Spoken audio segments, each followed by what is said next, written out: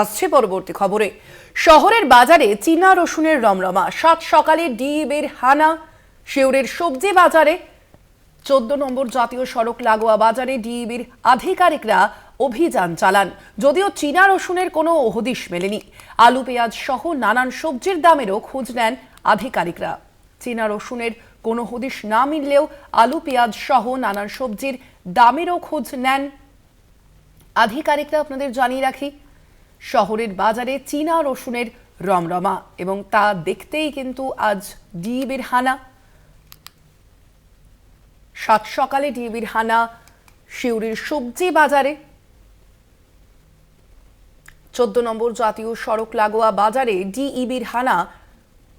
ডিএবির আধিকারিকরা সেখানে অভিযান চালান। যদিও চীনা রসুনের কোনো হদিশ মেলেনি বলেই জানা যাচ্ছে, তবে আলু পেঁয়াজ সহ নানান সবজির দামেরও খোঁজ নেন আধিকারিকরা। আপনারা জানেন, ইতিমধ্যেই আমরা বারংবার দেখেছি যে সবজি বাজারে মূলত যে সবজি গুলির দাম প্রতিনিয়ত বেড়ে যায় বলে, মাঝে মধ্যেই বেড়ে যায় বলে অভিযোগ তোলেন যারা ক্রেতারা রয়েছেন তারা, এবং সেই অভিযোগ বারংবার আসার পরে কিন্তু এই যে ডিএবির যে অভিযান তা যেমন একদিকে চলে, টাস্ক ফোর্সের অভিযান যেমন একদিকে চলে, তার পাশাপাশি এবার চীনা রসুনের রমরমা, এবং সে কারণেই তা খতিয়ে দেখতে সাত সকালে ডিএবির হানা শিউরির সবজি বাজারে। আরো বিস্তারিত জানবো, ফোন লাইনে রয়েছেন প্রতিনিধি মনাবীর বংশী। মনা, দেখো সোনালী, একেবারেই তাই। তুমি জানো যে চীনা রসুন মূলত সম্পূর্ণভাবে নিষিদ্ধ রয়েছে।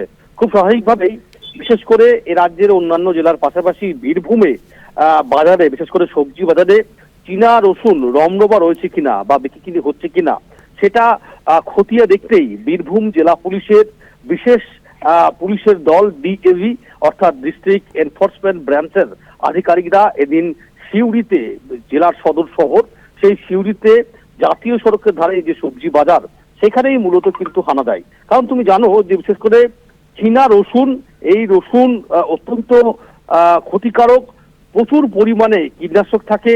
খুব স্বাভাবিকভাবেই এক প্রকার বলা যেতে পারে যে এই চীনা রসুন প্রাণ কেড়ে নিতে পারে। খুব স্বাভাবিকভাবেই সম্পূর্ণ নিষিদ্ধ করা হয়েছে। সেই চীনা রসুন বাজারে রয়েছে কি না এই সামগ্রিক বিষয় নিয়েই কিন্তু মূলত বীরভূম জেলা পুলিশের এই ডিএবির বিশেষ আধিকারিকরা, মানে এনফোর্সমেন্ট ব্রাঞ্চের আধিকারিকরা তারা হানা দেন। তারা সেখানে যান এবং আড়তে গিয়ে তারা কথা বলেন যারা সেখানকার বিক্রেতা রয়েছেন, আড়তদার রয়েছেন। তবে অবশ্যই তাদের সঙ্গে আমরা কথা বলেছিলাম, অর্থাৎ আধিকারিকদের সঙ্গে কথা বলেছিলাম। তারা যেটা বলছেন যে কারণে মূলত হানা দেওয়া হয়েছে বা অভিযান চালানো হচ্ছে সেটি হচ্ছে যে চীনা রসুন রয়েছে কিনা।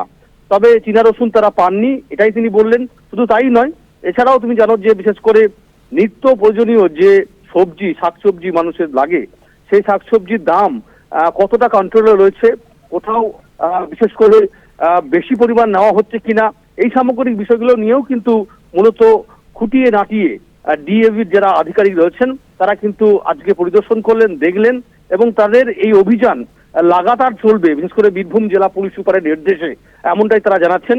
দেখো, খুব এইভাবেই তারা কিন্তু দেখছেন যে বীরভূমের মানুষ যাতে সঠিকভাবে ঠিকঠাকভাবে শাকসবজি কিনতে পারে, যাতে অতিরিক্ত দাম যাতে